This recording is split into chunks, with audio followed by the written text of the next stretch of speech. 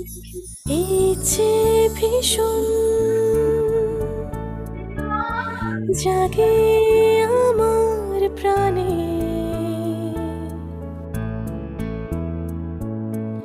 ইচ্ছে ভীষণ জাগে আমার প্রাণে, গায়ে যেখানে ভোরের পাখি প্রভাত হওয়ার আগে,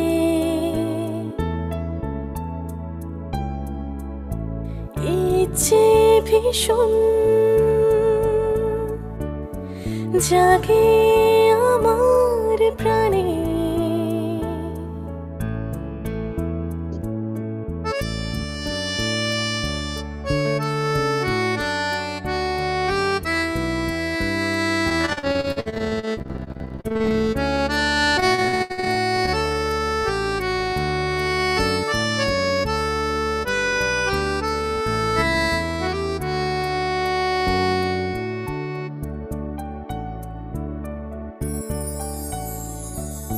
প্রজাপতি গন্ধ মাখে নানান ফুলে, থোকায় থোকায় পুবের আকাশের আলো দেখে, রাতের আকাশ মেশে ঘাসের ডগায়।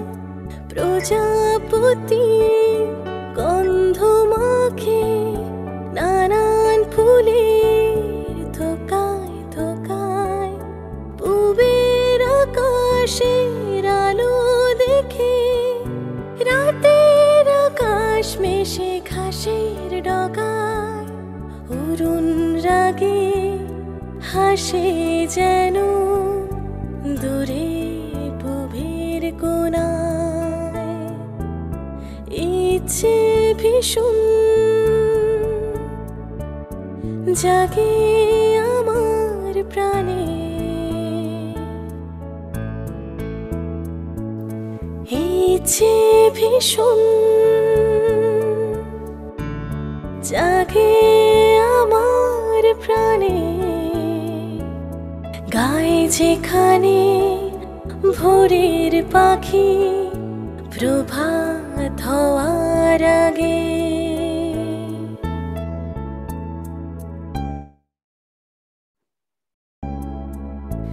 ইচ্ছে ভীষণ জাগে আমার প্রাণে, ইচ্ছে ভীষণ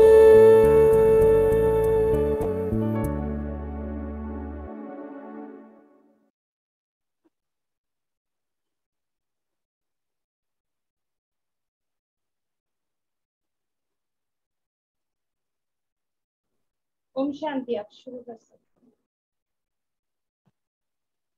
ओम शांति। नमस्कार। आज हम राजयोग मेडिटेशन के ऊपर चर्चा करेंगे।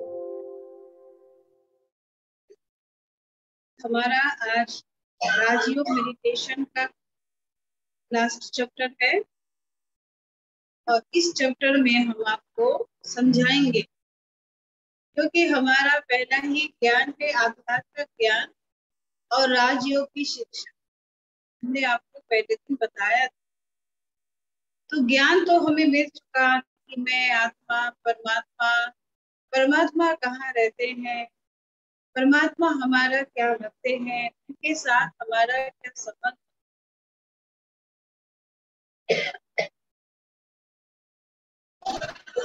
तो आज हम जानेंगे कि उनके साथ हम राजयोग का जो कनेक्शन है, उनके साथ कनेक्शन जोड़ करके हम अपने मन को कैसे स्थिर कर सके, एकाग्र कर सके। इस राजयोग के द्वारा हमारा शारीरिक और मानसिक कई बीमारियां दूर हो जाती हैं। यूं तो कहते हैं 100% बीमारी होती है और 100 में होती है 80% मन से, और जो 20% है वो होती है तन से। तो हमें किस पर जोर देना चाहिए? हमारा जोर होना चाहिए मन का। तो राजयोग आधार सीखने से पहले हम आपको बता रहे हैं कि देखिए, यहाँ पर कोई प्रार्थना नहीं है। जैसे हम मंदिर में जाते हैं, पूजा अर्चना करते हैं, तो कोई भी देव देवी का मंदिर होता है, मूर्ति होता है, जड़ मूर्ति सामने होता है, और उनके सामने जाकर हम हाथ जोड़ के प्रार्थना करते होते हैं कि हे देव, हे देवी, आप हमारे दुख हरो, कष्ट हरो, वगैरह वगैरह बहुत सारी बात। तो यहाँ प्रार्थना में क्या होता है कि हमने खुद ही बोला, खुद ही सुना, और वापस मंदिर से लौटकर चले आए। कभी हमने यह नहीं सोचा कि हमने जिसके पास जो इतने सारे बात कहे, या तो फिर उनका इतना व्रत ने पूजा पाठ किया, क्या उन्होंने हमारा यह स्वीकार किया, या फिर उन्होंने हमसे यह बातें सुनी, वो हमने कभी नहीं सोचा। तो प्रार्थना में क्या होता है कि खुद ही हमने कहा और खुद ही सुन लिया। परंतु राजयोग और मेडिटेशन ऐसा है जो हम डायरेक्ट परम शक्ति, परम पिता, परमात्मा के साथ कनेक्शन जोड़ते हैं, और हम उनको अंतरात्मा से याद करते हैं, और मन ही मन उनके साथ हम बातें करते हैं। मतलब हम भगवान के साथ भी बात कर सकते हैं, परंतु इस बात करने का ही संबंध को कहते हैं जोड़, मिलन। किसके साथ किसका मिलन? आत्मा के साथ परमात्मा का मिलन। तो जैसे हम भक्ति मार्ग में क्या करते हैं कि हम शरीरधारी होते हैं, और सामने एक मूर्ति खड़ी हो रही होती है, और हम चले उनसे बात करने। ये कैसे हो सकता है, आप बताइए। जब हम दो तारों को भी घर के करंट में दो तार को जोड़ा लगाते हैं, तभी भी क्या होता है कि हम पूरे दोनों तारों को रबड़ सहित ऐसे हम जोड़ा नहीं लगाते हैं। क्यों? क्योंकि रबड़ सहित अगर हम जोड़ा लगाएंगे तो वो जोड़ा नहीं लगेगा, कनेक्शन होगा नहीं, और घर में लाइट फैन जलेगा नहीं। तो हम क्या करते हैं, उसके भीतर जो सूक्ष्म एक तार होता है, उस तार को निकालते हैं। ऊपर की जो रबड़ है उसको हम निकाल के फेंक देते हैं।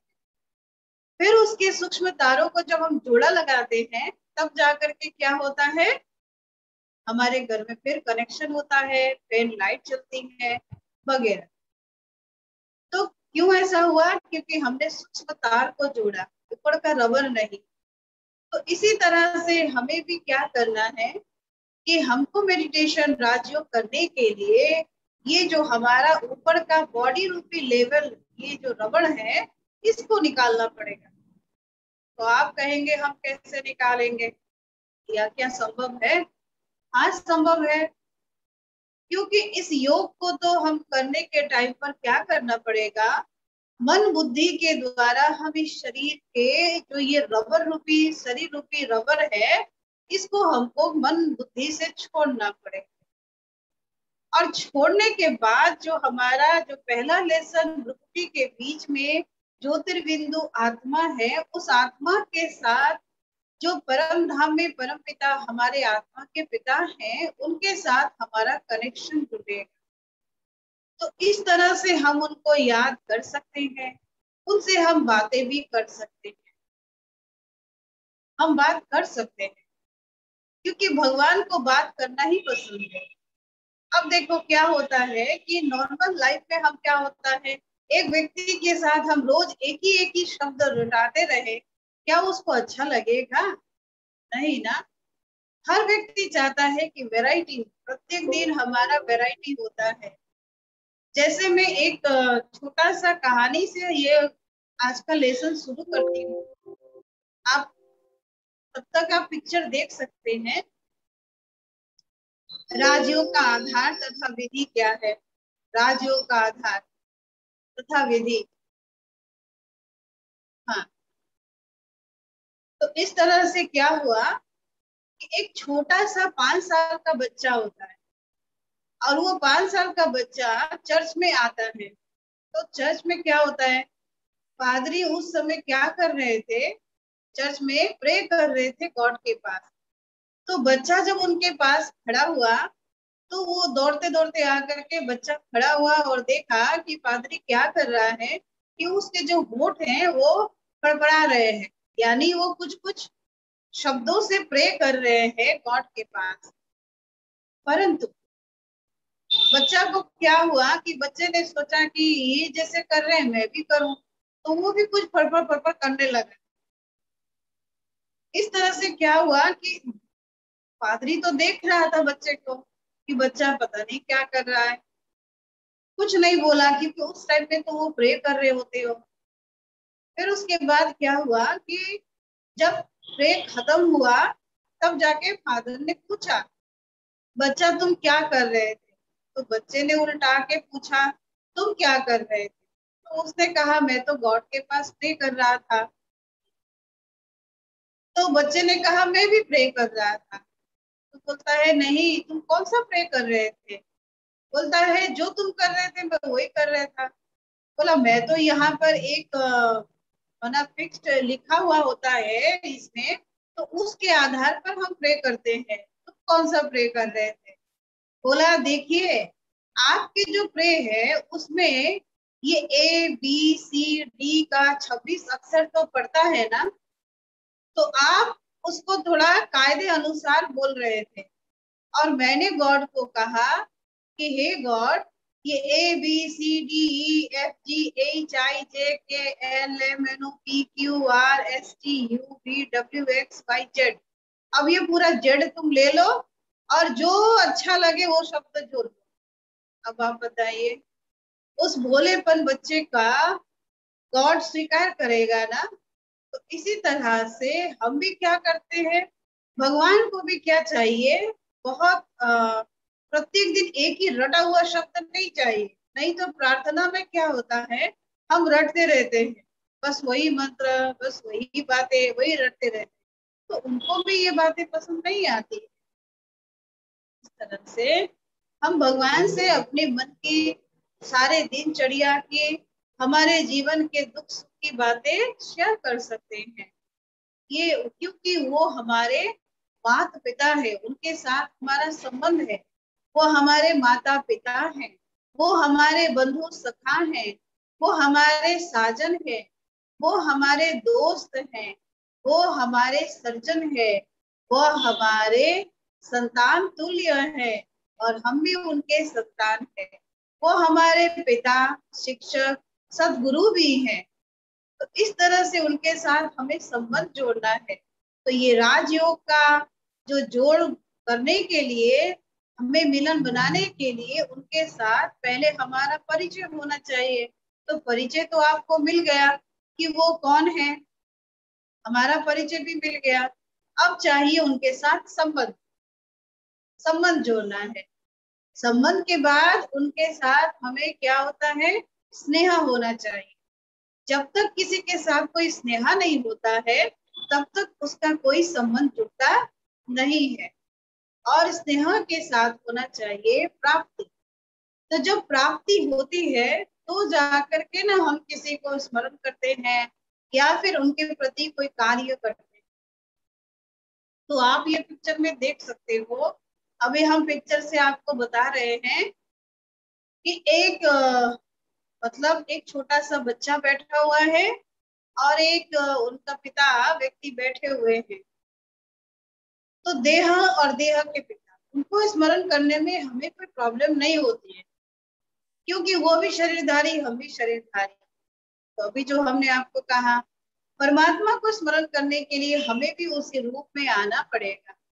उस रूप में जब हम आकर परमात्मा के साथ हम संबंध जोड़ करके स्नेह के साथ, प्राप्तियों के साथ उनको याद करते हैं, इसी जोड़ को कहते हैं राजयोग। हाँ, तो इस राजयोग को कई प्रकार के नाम दिए हुए हैं। जैसे हम इसको कहते हैं राजयोग। राजयोग क्यों कहा? क्योंकि ये राजयोग है सारे योगों का राजा। जब हम ये राजयोग का अभ्यास करते हैं तो हमें दूसरा कोई भी योग करने की जरूरत नहीं पड़ती है। इसको एक अर्थ में राजयोग इसलिए कहा जाता है कि इस राजयोग के अभ्यास से हम बन जाते हैं राजाओं का राजा। देखिए आपका मन बहुत दुखी है, कहीं महफिल में आप चले गए तो क्या आपकी मन सुख रह सकता है? नहीं, क्योंकि आपकी मन दुखी है। तो इसी तरह से जब मन खुश हो ना, तो आप जंगल में भी चले जाओ, फिर क्या होता है, वहां भी आपको सुखद ही अनुभव होगा।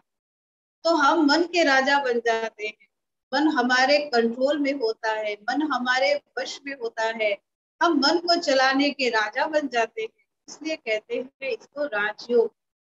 इस राजयोग में सारे योग समाहित है। फिर हमें कोई हठ योग, कोई प्राणायाम, कोई वगैरह योग करने की जरूरत नहीं पड़ती है।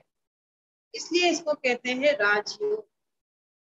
फिर इसको राजयोग इसलिए कहते हैं क्योंकि सारे राज को जानकर हमको योग करना है। कौन से राज को जानेंगे?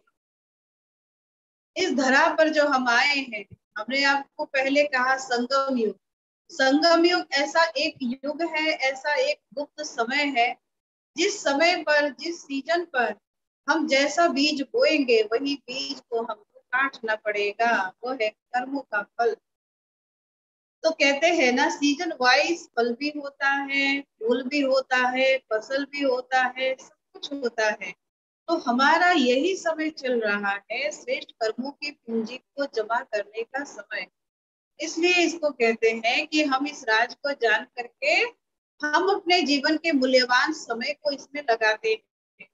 अब ऐसे थोड़ी ना कि 24 घंटा आप यहाँ बैठे रहेंगे, ऐसी तो बात नहीं है।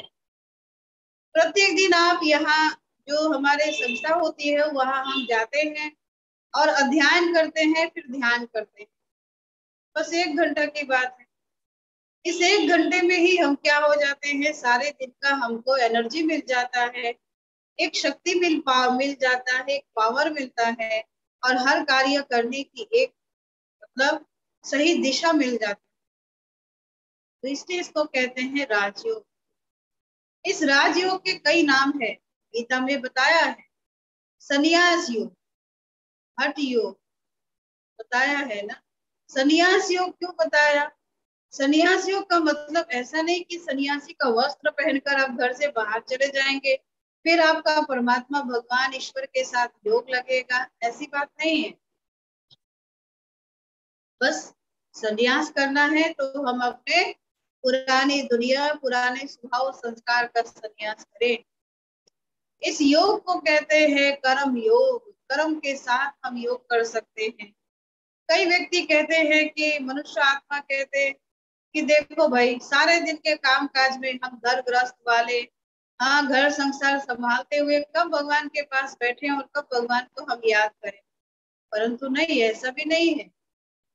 हम हाथ से काम कर सकते हैं और मन ही मन हम परमात्मा की याद या अच्छी बातों को सोच सकते हैं। क्योंकि आप खुद ही देख लीजिए, जब हम कोई काम करते होते हैं हाथ से, तो हमारा मन पता नहीं कहाँ कहाँ भागता रहता है, कई कई बातें सोचते रहते हैं। फिर उन बातों को सोचते हो कई बार सुख भी मिलता है, कई बार हमें बहुत दुख भी होता है, अशांति भी होता है। फिर हम कहते हैं नायक, हमने क्यों ऐसा सोचा, हमें ऐसा सोचना नहीं चाहिए, हमें इस बात में ऐसा डीप, मतलब, ध्यान देना ही नहीं चाहिए था। दुखी हो जाते हैं, तो ये क्या हुआ, मन भागा ना। तो इसी तरह से हम कर्म योगी बन सकते हैं, हाथ से काम करते हुए, मन से अच्छी बातों को सोच विचार रखते हुए। तो हमको कैसे करना है? काम करते करते ईश्वर को, परमात्मा को, भगवान को याद करें, उनके अच्छे शब्दों को याद करें। अब इस राजयोग को करने के लिए हमें चाहिए मन बुद्धि का कनेक्शन। क्योंकि हमने सेकंड डेज में आपको बताया था कि जब हम परम धाम पहुंचे तो कोई भी व्हीकल्स वहां पर नहीं पहुंचेगा। कैसे जाएंगे? मन और बुद्धि के द्वारा। तो हम मन और बुद्धि के द्वारा अपने भ्रुकुटी के बीच में आत्मा निहित करते हुए जब हम परम धाम तक पहुंचते हैं, तब तक हमारे अंदर बहुत सारे विकारों का जो कांटा है या फिर भूत है, वो हमें बहुत घेर के रखते हैं। क्यों? क्योंकि कल हमने समझा ना लेसन में कि 63 जन्म हम देह के अभिमान में रहे थे। और 63 जन्म के अभिमान में स्वाभाविक है कि हमारे अंदर काम, क्रोध, लोभ, मोह, अहंकार गिरा हुआ था और वह हमें डिस्टर्ब करते हैं। क्योंकि जब हम उनके साथ कनेक्शन जोड़ते हैं तो ये हमारे मन में उथल पुथल शुरू हो जाता है। तो इसको त्यागने के लिए हमें क्या सोचना पड़ेगा कि मैं एक नदी हूँ और नदी में जितने भी जबड़े मतलब कचरा है, वो कचरे को मुझे कहाँ फेंकना है? सागर में फेंकना है। हम जानते हैं नदी के सारे कचरे कहाँ मिलते हैं? सागर में मिलते हैं। परमात्मा एक सागर है और उस सागर के पास हम फेंकते जाते हैं तो हम नदी साफ होते जाते हैं। तो कोई एक दिन का ये अभ्यास तो नहीं होगा ना, ये तो कई दिनों तक अभ्यास करना पड़ेगा। इसको कहते हैं सरल योग। सरल योग क्यों कहा? सहज राजयोग। क्योंकि सहज तरीके से बैठकर हमको इसको करना पड़ेगा। हम अपने बॉडी को जैसे कंफर्ट अनुभव करें वैसे हम कर सके, चाहे हमें कहीं भी बैठकर कंफर्ट लगे। जब तक हम शरीर को कंफर्ट नहीं कर पाएंगे तब तक हम ये मेडिटेशन राजयोग का अभ्यास नहीं कर सकेंगे। क्योंकि हमने पहले कहा ये हठ योग नहीं है। अब देखो कोई बच्चे या फिर युवा लोग हट करके बैठ सकते हैं टांग पे टांग चढ़ा के, लेकिन जो माताएं हैं या बूढ़े भाई लोग हैं या फिर बूढ़ी बूढ़ी माताएं हैं जिनका उम्र ढल गया है, क्या वो टांग पे टांग चढ़ा के बैठ सकते हैं? नहीं। तो परमात्मा ने हर एक के लिए सरल कर दिया, क्योंकि सारे विश्व की आत्माओं को यहाँ राज्यों का अभ्यास करके अपने जन्म जन्मांतर के पाप को दग्ध करना है, इसीलिए इसको सरल बना दिया। तो इस तरह से हम ये योग का अभ्यास करेंगे। तो आपने उस पिक्चर में देखा कि कैसे वो विकार हमारे को पकड़ने आते हैं, लेकिन फिर जब हम भगवान परमात्मा के साथ कनेक्शन जोड़ते हैं तो ये धीरे धीरे खत्म हो जाते हैं। इसलिए दिखाया हुआ है कि इस समय पर हम क्या करेंगे? अपने परमात्मा के साथ कनेक्शन जोड़ करके उनसे शक्ति लेकर के एक एक शक्तियों को लेकर, इस पिक्चर में आप देख रहे हो ना कि कैसे देखो क्रॉस दिखाया हुआ है। क्यों क्रॉस दिखाया? काम, क्रोध, लोभ, मोह, अहंकार, गुरु माला। अब आप कहेंगे गुरु माला क्यों? गुरु माला इसलिए है क्योंकि देखो गुरुओं का भी गुरु कौन है? परम शक्ति, परम पिता, परमात्मा है। क्योंकि हम जानते हैं 5 आत्मा है, देव आत्मा, धर्मात्मा, महान आत्मा, पुण्य आत्मा, पाप आत्मा। सभी आत्माओं से परे है परमात्मा, परम आत्मा। इसलिए कहते हैं देवादिदेव महादेव, परम शक्ति, परम पिता, परमात्मा। वो परम है, ऊंचा से ऊंचा, श्रेष्ठ से श्रेष्ठ। वो सारे गुरुओं का भी उद्धार करने वाले हैं। गुरुओं ने तो हमें एक मंत्र दे दिया, बस उसमें लिमिट करके रख दिया। तो हम यहाँ पर क्या करने आए हैं? अनलिमिटेड। तो इस तरह से हम राजयोग का अभ्यास करें, परंतु हमारा अभ्यास बहुत दिन तक चलना होगा। क्या होगा कि पहले हम अपने पात्र को सफा करना पड़ेगा। हमारा बुद्धि रूपी जो पात्र है वो पात्र बहुत चीजों से भरा हुआ है, कचड़ों से भरा हुआ है। अब देखो आपके नाले होते हैं, तो नाले जब आप साफ करते होते हैं तो बहुत सारे पानी डालते होते हैं। तो पानी डालते डालते डालते डालते वो नाला साफ हो जाता है। कई बार नाला इतना गंदा होता है कि आप बाल्टी भर भर के डालते रहते हो और फोर्स से डालते हो, फुल फोर्स से पानी डालते हो। इसी तरह से हम भी जब उनके साथ कनेक्शन जोड़ेंगे तो अपने इस रबड़ को निकाल के फेंकना है, मन बुद्धि से फेंक करके हम आत्मा निहित सोच करके उस परम पिता परमात्मा के साथ कनेक्शन जोड़ के उनके साथ हम एक एक शक्तियों का अनुभूति करेंगे, जो हमने प्रत्येक दिन आपको थोड़ी थोड़ी मेडिटेशन में समझा दिया है। अब हम आपको दिखाएंगे कि इस मेडिटेशन के अभ्यास से हमें अष्ट शक्तियों की प्राप्तियां होती है, 8 शक्ति की प्राप्ति होती है। अच्छा, इसमें और भी बात है कि देखिए कि हमने आपको कहा कि ये योग आप चलते फिरते भी कर सकते हैं, ऐसे थोड़ी है। आप कहेंगे हमारे पास समय कहाँ है जो हम बैठे रहें और बैठ करके योग करते रहें। हाँ, ये परमात्मा की योग जो है आप चलते फिरते उठते बैठते खाते पीते भी कर सकते हैं। तो इसमें भी छोटा सा हम एक आपको कहानी सुनाएंगे कि देखिए क्या हुआ कि एक छोटा सा बच्चा होता है, गांव का लड़का। वो अपना गायों को चराने के लिए जाता है मैदान। तो प्रत्येक दिन वो सुबह निकलता है, और जब निकलता है तो खाली मैदान ढूंढता है। तो जहां खाली मैदान देखता है अपने गायों को छोड़ देता है, छोड़ करके खुद विश्राम में कहीं एक वृक्ष के नीचे बैठ जाता है। तो एक दिन बैठे बैठे उसको ऐसे ख्याल आया कि हे भगवान, आप भी तो वहां पर खाली बैठे हो, मैं भी यहाँ खाली बैठा हूँ। हम सब गायों को आप ऐसे जैसे गाय घास खा रहे हैं, तो वैसे आप भी हम गायों को क्या करते हो, इस मैदान में फेंक छोड़ दिया, जब अपने अपने हिसाब से सब अपना कर्मों का घास खा रहे हैं। भगवान आप भी आ जाओ नीचे और हम भी नीचे हैं, दोनों बैठेंगे गपशप मारेंगे, खाएंगे पिएंगे ऐसे। तो ऐसे बड़बड़ाने लगा, और पास से एक बहुत बड़ा एक सन्यासी साधु महाराज जा रहे थे, पंडित। तो पंडित जी ने देखा कि ये लड़का कुछ बोल रहा है, कुछ कर रहा है। तो उससे बोला कि तुम क्या कर रहे हो? बोला मैं भगवान से बात कर रहा हूँ। बोला भगवान से ऐसे बात करते हैं क्या? बोला हाँ, मैं तो रोज ऐसे भगवान से बात करता हूँ। बोला नहीं, तुम तो भगवान का सरासर अपमान कर रहे हो, ऐसे नहीं होता है। तो बोला कैसे होता है?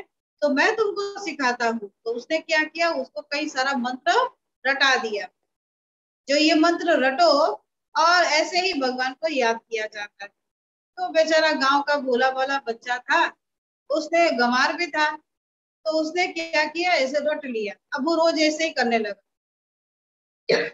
इस तरह से क्या हुआ, अब पंडित जी मंदिर गए, मंदिर जाने के बाद भगवान से कहा, भगवान आज मैंने आपका बहुत अच्छा काम किया। बोला क्या किया? आपका एक छोटा सा बच्चा था, भगत था, उसने क्या किया, उसने ऐसे ही मतलब आपको बहुत अपमान करके बात कर रहा था, तो मैंने उसको सही सलीका सही तरीका सिखा दिया, एक मंत्र रटा दिया। तो भगवान की आकाशवाणी हुई। भगवान ने कहा तुमने बहुत बड़ा गलती कर दिया। क्यों? क्योंकि देखो, वो बच्चा रोज मुझसे बातें करता था, खट्टी मीठी बातें करता था, हंसी मजाक करता था, मुझे बहुत पसंद आता था, अच्छा लगता था। लेकिन अब तो तुमने उसको एक मंत्र रटा दिया, अब वो रटता रहे। तो इस तरह से हम क्या कर सकते हैं, भगवान भी हमसे चाहते हैं हम रोज सुबह से लेके रात तक जो भी कार्य करते हैं, अपनी सारी बातें उनको बताएं। इसी को तो कहते हैं चलते फिरते उठते बैठते हम उनसे मिल सकते हैं, बातें कर सकते हैं, उनसे हर बातें शेयर करके अपने को शक्तिशाली बना सकते हैं। अब आए हम शक्तिशाली बनने के लिए, इस मेडिटेशन के अभ्यास से हमें अष्ट शक्ति प्रदान होता है। आप इस पिक्चर में देख सकते हो कि अष्ट शक्ति दिखाई दे रहा है। पहला शक्ति है सहन करने की शक्ति, दूसरा है एडजस्ट करने की शक्ति यानी समाने की शक्ति, तीसरा है परखने की शक्ति, चौथा है निर्णय करने की शक्ति, पांचवा है सहयोग सामना करने की शक्ति, और छठा है सहयोग शक्ति, सातवां है विस्तार को संकीर्ण करने की शक्ति, और आठवां है समेट लेने की शक्ति। अब हम इसका व्याख्या करते हैं। पहला है सहन शक्ति।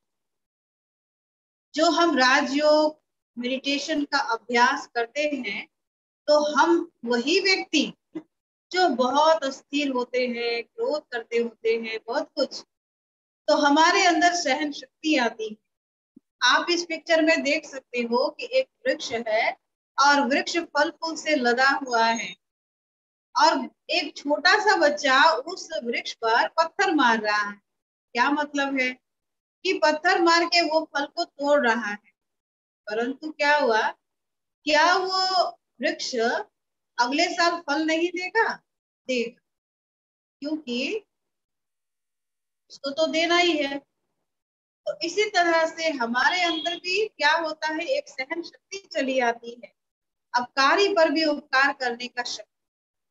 यूं तो कहते हैं जो सहन करते हैं वो शहंशाह बनते हैं, जो झुकते हैं वो झुक बोला, जो झुकता है वो झुकाता है।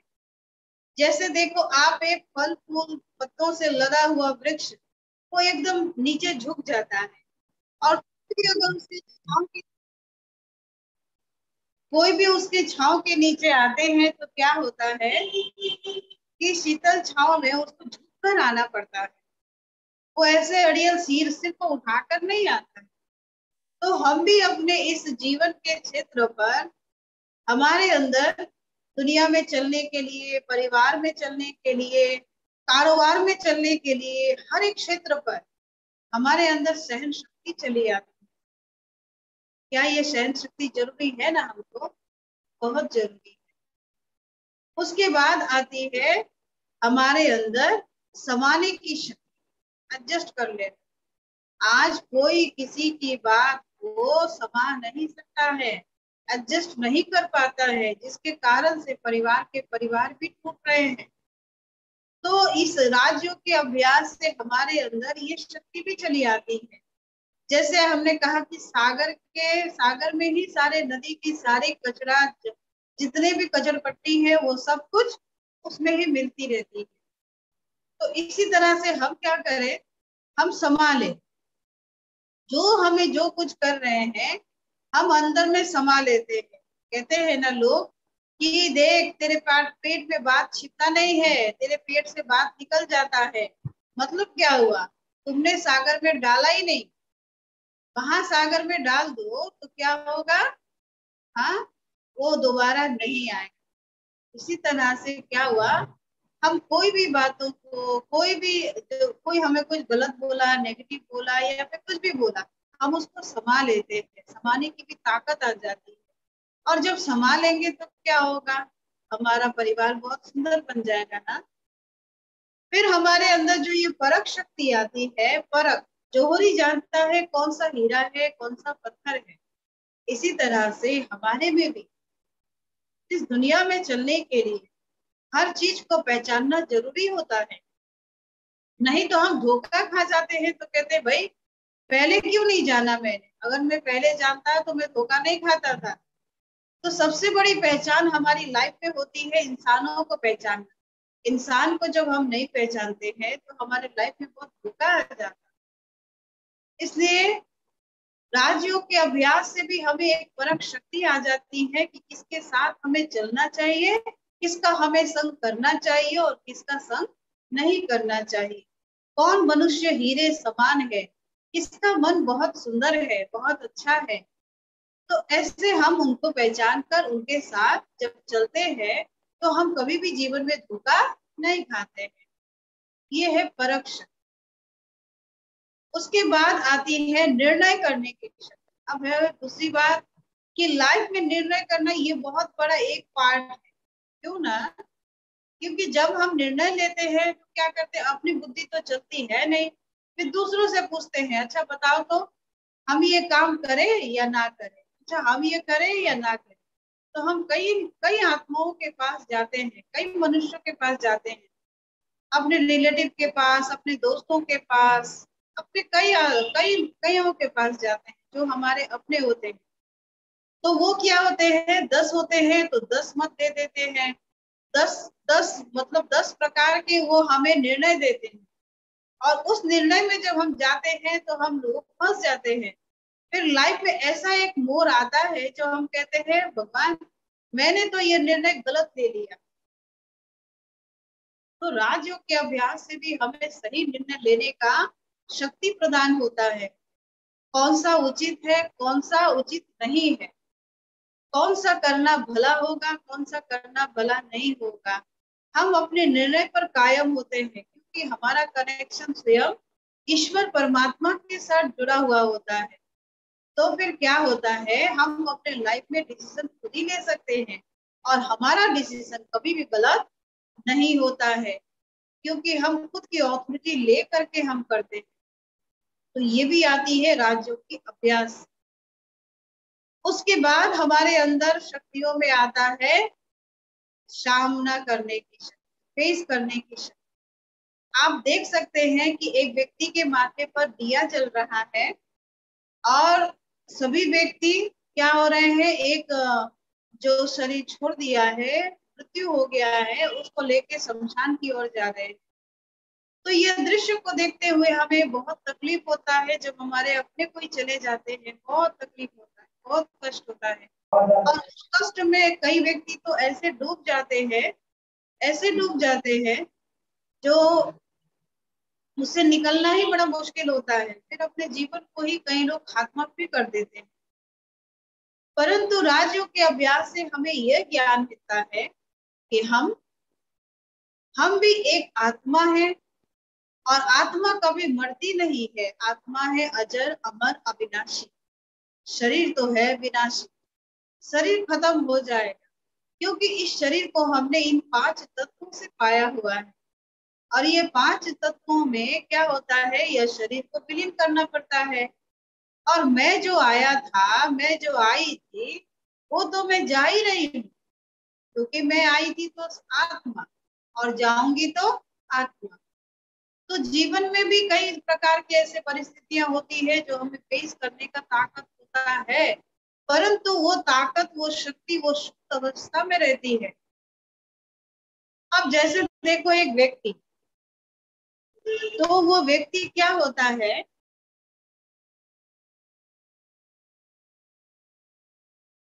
वह व्यक्ति जंगल में दौड़ते दौड़ते जा रहा होता है, और तेज धूप भी होती है। तो बहुत दौड़ दौड़ के वो जा रहा होता है, जाते जाते क्या होता है, थक जाता है। दौड़ते दौड़ते थक कर एक वृक्ष के नीचे वो आराम से बैठता है। सोचता है कि अब मैं थोड़ा आराम कर लूं, अब मुझसे चला नहीं जाएगा, अब मुझसे दौड़ा नहीं जाएगा, क्योंकि मैं बहुत थक गया हूं। तो ऐसे ऐसे बातें करते हुए वो थोड़ा सा, थोड़ी देर वो रेस्ट ले रहा था। ऐसे में जंगल में जा रहा था, तो फिर उसके बाद क्या हुआ, हठात एक मतलब शेर आया। और शेर की जो एक गर्जन होता है ना, एक आवाज होता है विकट, उस आवाज को सुना, और सुनते ही वो व्यक्ति दौड़ा, भागा। ऐसा भागा, जो पहले अगर 2 गुना था तो अभी 10 गुना बढ़ गया। कैसे भागा वो, कैसे भागा, क्योंकि उसके अंदर एक शक्ति थी, और वो शक्ति है विल पावर, अंदरूनी शक्ति।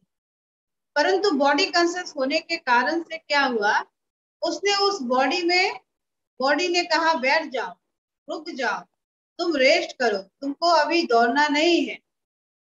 तो इसी तरह से हमारे अंदर जो विल पावर है, वो पावर हमें दौड़ा के लेके चली गई। यानी हमारे अंदर वो शक्ति है, परंतु बस उसको निकालना है, उस शक्ति को पहचानना है। तो जीवन में कई प्रकार की परिस्थितियां आती हैं, विघ्न भी आता है, बाधाएं भी आती हैं। कई बार हमारे संबंधों से भी हमारे अंदर बहुत परीक्षाएं आती है हमारे सामने। हमारे पास बहुत सारे ऐसे ऐसे घटनाएं घट जाती हैं जो असहनीय हो जाती हैं, और हम राजयोग के अभ्यास से हम अकेले ही उसको फेस कर पाते हैं। क्योंकि उस समय हमको ऐसा लगता है जैसे कि ये कुछ है ही नहीं, नथिंग न्यू, कुछ नहीं, आज है कल ठीक हो जाएगा, थोड़े समय के लिए है। इस तरह से हम कोई भी परिस्थिति को सामना कर सकते हैं, वो भी राजयोग के अभ्यास से ही होता है। फिर हमारे अंदर आती है सहयोग शक्ति। सहयोग शक्ति, आप देख सकते हैं कि अंगुली अंगुली से एक पर्वत को उठाया गया हुआ है। हम जानते हैं गोवर्धन पर्वत को किससे उठाया था, हर एक की अंगुली के सहयोग से। तो कौन से पर्वत को उठाएंगे हम आज, ये कलयुगी पर्वत, जिस पर दुनिया भर का दुख, अशांति, कलह, कलेश, झगड़ा, मार पीट, छल कपट, बेईमान, ऐसी दुनिया बन चुकी है, इसमें कोई भी रहना नहीं चाहता है। तो हम राजयोग के अभ्यास से, हर एक की अंगुली के सहयोग से हम इस कलयुगी दुनिया को हटा के एक नई दुनिया, सतयुगी दुनिया, स्वर्ग वैकुंठ दुनिया बना सकते हैं। परंतु किसी एक से संभव नहीं है, हर एक को इसमें अंगुली देना पड़ेगा। इसीलिए ये प्रजापिता ब्रह्मा कुमारी ईश्वरीय विश्वविद्यालय में जो शिक्षा दिया जाता है, यह शिक्षा चारों ही दिशाओं में हर एक जाति, धर्म, हर एक उम्र के लोगों को दिया जाता है, ताकि इसमें हर कोई अपने को तैयार करके, अपने को परिवर्तन करके एक नई दुनिया ला सके। तो सबके सहयोग से ही होगा। इसलिए तो कहते हैं एक करेगा तो 10 तैयार होगा, 10 को देखेगा तो 100 तैयार होगा, 100 को देखेगा तो 1000 तैयार होगा, और 1000 को देखेंगे तो क्या होगा, लाखों तैयार हो जाएंगे, लाख से फिर करोड़ हो जाएगा।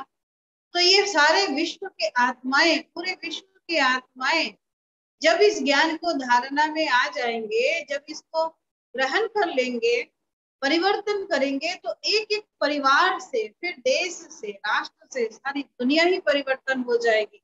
तो हमें यही सहयोग देना है, अपने तन मन धन समय संकल्प श्वास से हमें यह सहयोग दे करके सबको क्या करना है, इस परिवर्तनशील दुनिया को लाने में सहयोगी बनाना है। किसी को खिला दिया, पिला दिया, कुछ दे दिया, वो सहयोग नहीं है, क्योंकि वो एक दिन ही लिया। लेकिन सहयोग ऐसा करो जो ज्ञान के आधार से उसके मन में ऐसी शक्ति आ जाए कि वो सूखा रोटी भी खाए, उसका इनकम थोड़ा भी हो, लेकिन फिर भी वो क्या हो जाए, वो सुखी जीवन व्यतीत कर सकता है। वैसा हमें सहयोग करना है। उसके बाद हमारे पास आता है पावर टू उज्जो, विस्तार को संकीर्ण करने की शक्ति। यहाँ पर आप देख रहे हैं कि ये कछुआ है, और दुनिया में हमने ऐसा ही देखा कि ये कितना सुंदर सा एक बनाया प्रकृति ने, जो कछुआ जब मर्जी तब अपना गला को भी समेट सकता है, हाथ को पांव को समेट के एक जैसे एक काठ का टुकड़ा बन गया है, लकड़ी का टुकड़ा। उसको छुओ तो फिर धीरे धीरे उसका पैर निकलता है, फिर उसके हाथ निकलते, फिर उसके गला निकलता, यानी इतनी बड़ी उसमें एक कंट्रोलिंग पावर, एक शक्ति है।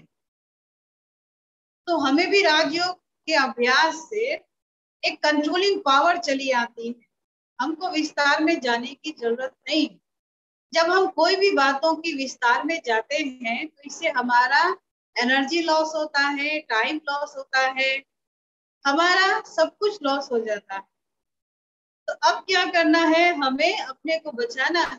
इसलिए यहाँ पर हम विस्तार में नहीं जाते हैं, हम उसको सार में लाते हैं। यानी जहाँ 15 बात करना है वहां हम 5 बातें करके कंप्लीट कर दे, इससे हमारा टाइम भी बच गया, और इसमें जो हमारा एनर्जी है वो भी हमारा बच गया। तो हम हो गए ना एनर्जी से फुल। लेकिन आज समय में क्या होता है कि लोग नेगेटिव को पॉजिटिव नहीं, पॉजिटिव को नेगेटिव बना के छोड़ते हैं।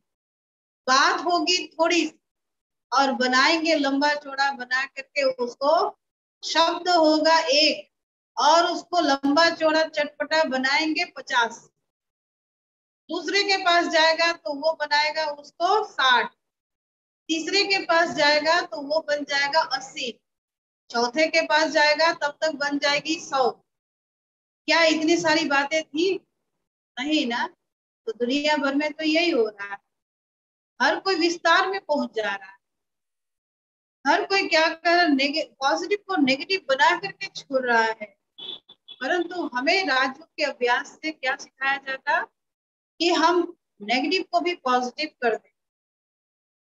हमारे अंदर ऐसी एक कंट्रोलिंग पावर आ जाती है कि अभी अभी हम इस कर्मेंद्रियों को, पहला लेसन आप याद कीजिए, हमारा कर्मेंद्रिय जो ये हमारी आंख भागती रहती है इधर उधर देखने के लिए, हमारा कान भी भागता रहता है कहीं छुप के किसी की बात सुनने के लिए, हमारा मुख भी चंचल होता है, युवा किसी को भी कुछ बोल देना होता है, ये पैर भी एक जगह टिकता नहीं है, कहीं उधर भागता, कहीं इधर भागता, कभी उधर भागता। तो ये सारे कर्मेंद्रियों को कंट्रोल करके हम अभी अभी चाहे तो राजयोग का अभ्यास में बैठ जाएंगे, और फिर उसके बाद फिर इस कर्मेंद्रियों के द्वारा हम अपने कर्म स्थल पर कर्म करेंगे। तो ऐसे कंट्रोलिंग पावर भी हमारे राजयोग के अभ्यास से आता है। तो ये अभ्यास अच्छा है ना, कि आप शांत मन से बैठ करके परमात्मा को एकाग्र रीति से याद करके, उनसे बातें करके आप अपने हर समस्या का समाधान कर सकते हैं। तो ये है कछुआ के जैसा कंट्रोलिंग पावर हमारे अंदर आ जाता है। मूल बात विस्तार को शॉर्ट कर, संकीर्ण कर। उसके बाद लास्ट हमारे पास क्या आता है, अब समेटना है। रिटर्न जर्नी यहाँ पर दिखाया है कि एक वेडिंग बिस्तर दिखाया हुआ है। इसका मतलब क्या है? इसका मतलब है कि देखिए कि आर्मी लोग होते हैं ना, तो वो अपना वेडिंग बिस्तर एक तैयार रखते हैं। जब भी कोई ऑर्डर आए कमांडर का, तो फिर क्या होगा, वो भागेंगे। तो इसी तरह से इस सृष्टि रंगमंच पर हम आए हैं उस दिन के लिए, नाटक करने के। हमारा भी नाटक खत्म होगा, हमें भी बोरिया बिस्तरा बंद करके जाना पड़ेगा। लेकिन कौन सा वेडिंग बिस्तरा, क्या समेटेंगे हम, क्या समेट? अभी हमारा रिटर्न जर्नी है। जो भी इस दुनिया में आया हुआ है वो वापसी का टिकट लेकर के ही आया हो, उसको वापस जाना है। तो अब हमारा वही समय चल रहा है कि हम वापस जाएंगे। तो हमने क्या अपने को समेटना है? जो हमने अपना मन बुद्धि रूपी वेडिंग बिस्तर को इधर उधर फेंक के रखा है ना, फैला दिया हुआ है, अब उसको जोड़ना है। क्या है वो फैला हुआ वस्तु? वो है संबंधों में, वो है पैसों में, वह है दुकान बिजनेस में, नौकरी में, वह है अलग अलग रिश्तों में, अलग अलग चाहना में, अलग अलग बातों में। इस तरह से क्या हुआ, हमने चारों ओर फैला के रखा हुआ है, जिसके कारण से जाने में बहुत तकलीफ होती है। तब हम क्या करें? हम सारे कर्तव्य करेंगे, सारे कर्म करेंगे, जो भी हमारा दायित्व कर्तव्य है, जो हमारे परिवार के प्रति, संसार के प्रति, हमारे संबंधियों के प्रति जो कर्तव्य है वो हमें करना है। परंतु सब कुछ करते हुए हम अपने मन बुद्धि को ऐसा एकाग्र स्थिर बना ले कि जब भी बुलावा आए तो हम फट से जा सके। तो अभी हमारा रिटर्न जर्नी है, क्योंकि अभी हमें समेटना है। तो क्या समेटेंगे? श्रेष्ठ कर्मों की पूंजी, पुण्य का खाता, दुआओं का खाता। अब आप बताइए, क्या इसमें दुआओं का खाता है हमारे पास? नहीं ना, हमारे पास कोई दुआओं का खाता नहीं है। पुण्य का खाता, श्रेष्ठ कर्मों की पूंजी। तो आप कहेंगे हमारे करने का समय कहाँ है ना समय? 24 घंटा में 1 घंटा तो हमने आपको बता ही दिया कि आप पास में जो भी ब्रह्मा कुमारी संस्था है वहां पर आप जाइए, और जाके जो प्रतिदिन परमात्मा के महावाक्य सुनाए जाते हैं, पवित्र महावाक्य, वो आधा घंटा सुनिए, अध्ययन कीजिए, फिर ध्यान कीजिए। हो गया ना? तो धीरे धीरे ऐसे ऐसे करते करते क्या होगा, हमारे अंदर यह श्रेष्ठ कर्मों की पूंजी, पुण्य का खाता, दुआओं का खाता जमा हो जाएगा। तब तो हमें सही और गलत का भी परिचय हो जाए। तो इस तरह अब समय ऐसा है कि हमें अपने को समेट लेना है हर बातों से। हम सब कुछ करेंगे, लेकिन करते हुए जैसे हम यहाँ पर नहीं है। हमें जब जाना होगा तो हम जाएंगे, क्योंकि हम जानते हैं हम अकेले आए हैं, अकेले ही जाएंगे।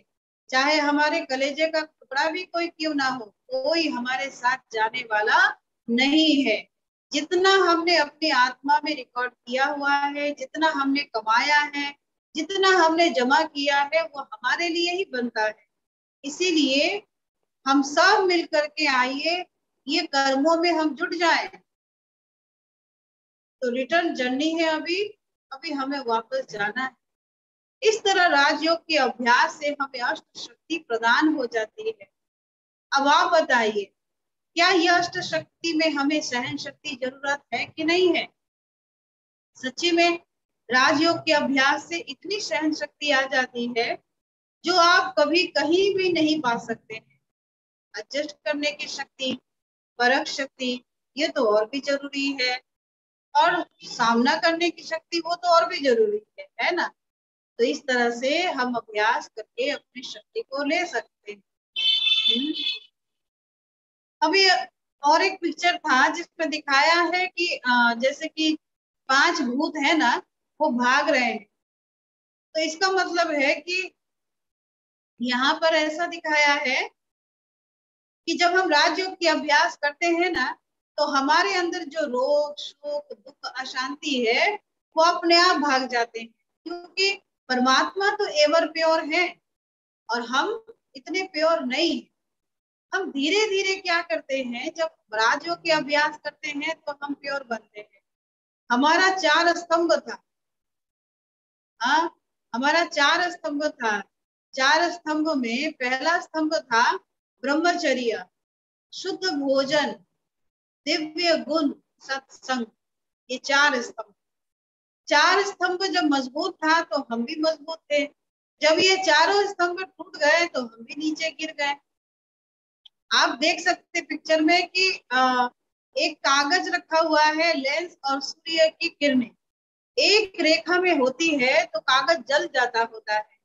तो हम भी जब अपने को आत्मा समझ, प्रकृति के बीच में आत्मा समझ करके परमात्मा को स्मरण करते हैं तो हमारा जो पाप है इस बॉडी में नहीं लगा हुआ है, हमारे आत्मा में है। क्योंकि ये एक्टर है और ये तो कॉस्ट्यूम है, तो एक्टर ने पता नहीं क्या क्या किया है। तो वो जब परमात्मा को स्मरण करता है तो उसके अंदर जितने भी पाप है, गलत विचार है, गलत बातें हैं, गलत जो भी है इतने जन्मों तक किया है वो जल के भस्म हो जाता है। तो हम भी प्योर बन जाते हैं और परमात्मा तो एवर प्योर है ही। तो प्योर प्योर में कनेक्शन होता है, क्योंकि दोस्ती तो बराबर में होती है ना। तो जब कनेक्शन होता है तो हमारे अंदर ये देखिए रोग शोक दुख अशांति है वो अपने आप भाग जाते हैं। इसलिए कहते हैं कि राजयोग मेडिटेशन के अभ्यास से हमारे 80% बीमारियां ऐसे ही दूर हो जाती हैं। आप देखिए थोड़ा सा बुखार होगा, कुछ होगा तो आप तकलीफों से घिरे रहेंगे कई दिनों तक। लेकिन ये राजयोग के अभ्यास से आप हमेशा सब कुछ होते हुए आपके अंदर अलग एक शक्ति, एक पावर काम करती रहेगी और उसी को तो कहते हैं विल पावर। तो ये 4 स्तंभ जो हमने बताया था कि ब्रह्मचर्य, शुद्ध भोजन, सत्संग, दिव्य गुण, इसका शॉर्ट में हम बता देते हैं। ब्रह्मचर्य में घबराना नहीं है कि ब्रह्मचर्य मतलब है कि देखिए कि हम जानते हैं इतिहास में कि ब्रह्मचर्य में पढ़ाई होती थी, फिर एक समय फिर हम ग्रस्त ग्रस्त जीवन व्यतीत करते थे, फिर उसके बाद 60 साल के बाद वानप्रस्थ होता था। पर आज के वर्तमान समय में ऐसा कोई नियम नहीं है, सब नियम उल्लंघन हो चुका है। तो ये ब्रह्मचर्य कैसा है? ब्रह्मचर्य मतलब हम आत्मिक दृष्टि वृत्ति में रहने वाले, ना हम स्त्री है, ना पुरुष है, ना पुरुष है, ना स्त्री है, ना भाई है, ना बहन है। हम सब आत्मा आत्मा है। हम आत्मा आत्मा परमात्मा की संतान है। तो इस तरह से हम देहभान से परे होकर के अपनी आत्मा की शुद्धिकरण दृष्टि वृत्ति को पवित्र रख सकते हैं। ये एक तरीका है, युक्ति है। दूसरा है शुद्ध भोजन। शुद्ध भोजन अभी आप घबराना नहीं है, क्योंकि देखिए शुद्ध भोजन, हमारे भोजन शुद्ध ही थे। जब हम देवी देवताओं को भोग लगाते हैं तो कौन सा भोग लगाते हैं? शुद्ध ही लगाते हैं, कोई अशुद्ध तो नहीं लगाते हैं। इसलिए कहा जाता है जैसा अन्न वैसा मन, जैसा पानी वैसा पानी। अब जैसा आप अन्न खाएंगे वैसा ही आप मतलब मन की बात मतलब तैयार होगी, और जैसा अन्न वैसा मन तैयार होगा, जैसा पानी पिएंगे वैसा पानी। अब आप कहेंगे पानी क्या हुआ? हाँ, जिसके घर में पानी में क्या होता है, जिसके घर में अच्छे संस्कार नहीं है, झगड़ा लड़ाई होता रहता है, बच्चों का कोई अच्छे संस्कार नहीं है, बहुत सारे मतलब ऐसे ऐसे बातें शुरू हो जाती हैं, तो वो जितने भी बातों का वाइब्रेशन है वो वाइब्रेशन उस पानी में पड़ जाता है। और वो पानी जो पिएगा उसके अंदर भी वही संकल्प, वही संस्कार, वही बातें स्टार्ट हो जाएगी। तो इसलिए कहते हैं कि हम पानी भी पिए तो बड़े उसमें दृष्टि मतलब उसमें वाइब्रेशन देकर पिए, नहीं तो उससे भी हमारा वाणी वैसा ही निकलना शुरू हो जाता है। तो इसलिए कहते हैं कि जैसा अन्न वैसा मन, जैसा पानी वैसा वाणी। तो हम जो भी खाएं, जो भी कुछ करें, परमात्मा भगवान को अर्पण करके खाएं। तो अर्पण करके खाने से फिर क्या होता है, उसमें एक शक्ति, एक पावर मिलती है। लेकिन आज तो कोई ना कोई भोग खाना को अर्पण करते हैं, ना कुछ, खुद ही खाया खुद ही फेंका, सब कुछ करते, लेकिन अर्पण करने का प्रश्न ही नहीं, सवाल ही नहीं उठता है। ऐसा ही होता है ना। ना ही अन्न को हम क्या करते हैं, भगवान को अर्पण भी नहीं करते। क्यों? क्योंकि वो अशुद्ध होता है। जिस दिन आप शुद्ध भोजन बनाते हो घर में, आपके घर कैसा लगता है? बहुत सुंदर एनवायरनमेंट तैयार हो जाता है, आपको शांति भी लगती है, अच्छा भी लगता है। अगर 30 दिन ऐसे ही शुद्ध बनता रहे और भोग लगाते रहें और खाते रहें, तो आपके घर क्या बन जाएगा? बहुत सुंदर मंदिर बन जाएगा ना। और मंदिर में कौन होते हैं? देवताएं होते हैं। तो आप देवतुल्य आत्मा हो जाएंगे, यानी आप शुद्ध पवित्र आत्मा, परमात्मा की संतान। जो परमात्मा के संतान थे, वो कभी भी ऐसी चीज ग्रहण नहीं करते थे। इसीलिए हमारा जुबा, हमारा जो दांत है ना, वो दांतों का धार जो है ना, वो एकदम पथरीला है। मतलब बहुत तेज नहीं है, तेज तो जानवरों का होता है, लेकिन हमारा नहीं है। तो हमारा भोजन हमेशा शुद्ध ही था, और शुद्ध खाने से मन भी शुद्ध होता है। कहते हैं जो अन्न हम खाते हैं और उसी से हमारा ब्लड तैयार होता है, और ब्लड तैयार होने के बाद उसी ब्लड से हमारा बुद्धि निर्णय लेता है। तो हम शुद्ध खाएंगे तो ब्लड भी शुद्ध होगा, बुद्धि भी शुद्ध निर्णय लेगी। अशुद्ध खाएंगे तो ब्लड भी अशुद्ध होगा और निर्णय भी अशुद्ध होगा, है ना। इसीलिए हमारा भोजन पर ध्यान देना भी जरूरी होता है। फिर जब हम दोनों फाउंडेशन को मजबूत करते हैं तो ऑटोमेटिक हमारे अंदर दिव्य गुण आ जाते हैं। जैसे हम गुलदस्ता तैयार करते हैं, तो गुलदस्ता जब तैयार करते हैं तो वैरायटी फूलों से तैयार करते हैं। तो हमारा ये जीवन रूपी भी एक मतलब एक फ्लावर बस है, बहुत सुंदर एक गुलदस्ता है। और इस गुलदस्ते में वैरायटी फूल है। कौन से वैरायटी फूल? जो पहले दिन आपको कहा था, हमारे अंदर ही नम्रता, धैर्यता, सहनशीलता, संतुष्टता, अंतर्मुखता, निर्भयता, मधुरता, पवित्रता, सुख, शांति, आनंद, प्रेम, ज्ञान, शक्ति, ये सुंदर सुंदर फूल खिल जाते हैं, क्योंकि ये फूल मुरझा गए। जब इसमें ये ज्ञान योग के खाद पानी पड़ते हैं तो ऑटोमेटिक ये फूल फिर सुगंधित और खिले हुए बन जाते हैं। तो जीवन हमारा बहुत सुंदर तैयार हो जाता है फूलों जैसा। फिर लास्ट में है सत्संग। प्रत्येक दिन हमें सत्संग करना चाहिए। सत्संग, सत के संग में रहेंगे तो स्वर्ग में जाएंगे, और असत संग में रहेंगे फिर गलत रास्ते में जाएंगे। इसीलिए हमें सत्संग करना जरूरी होता है। तो ये सत्संग ही तो है जो हम प्रत्येक दिन यहाँ ब्रह्मा कुमारी संस्था में, जो सुबह मॉर्निंग में और इवनिंग में 2 बार होता है। अगर कोई अपना सही मतलब आना चाहे तो आ सकते हैं। सुबह 7 बजे होता है ये पवित्र महावाक्य वाणी, जो हम प्रत्येक दिन जब सुनते हैं तो मनुष्य कुछ सुनते सुनते अच्छा दिमाग काम करता है, इसीलिए हमको सुनना है। और जब हम सुनते हैं तो क्या होता है, हम जीवन के शैली जो प्रत्येक दिन का जो मार्ग है, वो मार्ग को हम दर्शन कर सकते हैं। प्रत्येक दिन सही क्या करें, गलत क्या है, ऐसे पहचान सकते हैं। तो जो भी हो इसके बारे में हम कल आपको बोलेंगे। तो अभी हम इतना ही बोलते हैं कि टाइम भी खत्म हो रहा है। कि देखिए, अब हम सत्संग जब करते हैं तो क्या होता है, हमारे अंदर सद्गुणों का विकास होता है, सद विचारों का विकास होता है, सद्भावना का, शुभ भावना का, सत्संग का विकास होता है। जैसा संग करेंगे वैसा ही रंग लगेगा, और संग कर खराब करेंगे तो खराब होगा। इसीलिए हमें संग अच्छा करना चाहिए। तो हम शब्द से ही संग अच्छा समझते हैं। हम शब्द क्या सुनते हैं? गलत ही सुनते हैं। इसीलिए हमें अच्छा शब्द सुनना चाहिए। तो इसी तरह सवेरे सवेरे यहाँ पर 7 बजे होता है, फिर इवनिंग में भी होता है। तो जिसको जैसा टाइम मिलता है वो सुनते हैं।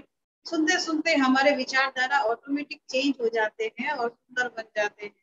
और इसको सुनने के लिए हर कोई आ सकता है, क्योंकि ये संपूर्ण आत्मा का ज्ञान है, शरीर का ज्ञान नहीं है। तो इस तरह से हम अपने को तैयार कर सकते हैं। तो आपने, आशा करते हैं आपको समझ में आ गया होगा कि परमात्मा के साथ अगर हम ऐसे कनेक्शन जोड़ते हैं तो हमारा क्या होता है, हम उनसे सारी शक्तियां पा सकते हैं। हमारे दिनचर्या के छोटे मोटे बड़े जो भी हैं परिस्थितियां, हम दूसरों के पास ना जाके परमात्मा के पास जाके, ईश्वर के पास जाकर के सोल्यूशन कर सकते हैं। तो बस ये दिनचर्या में, मतलब एक घर परिवार में रहते हुए, इस दुनिया में रहते हुए, ये एक तरीका है अपने दिव्य गुणों को विकास करना, अपने अंदर की शक्तियों को जागृत करना। ठीक है। ओम शांति। अभी थोड़ी देर हम इस चीज का अभ्यास करते हैं कि हम परमात्मा के पास पहुंचे हैं और परमात्मा से हम एक एक गुणों और शक्तियों को अपने अंदर भर रहे हैं। जैसे जैसे वो किरणें दिखाई देगा आपको पिक्चर में, तो आप सोचिएगा वो एक एक किरण नहीं है, एक एक गुण है, एक एक शक्तियां है जो मुझ आत्मा में भर रही है और मैं सिर्फ और सिर्फ आत्मा बैठी। अभी आप इतना ही अभ्यास कीजिए। हाँ, ओम शांति।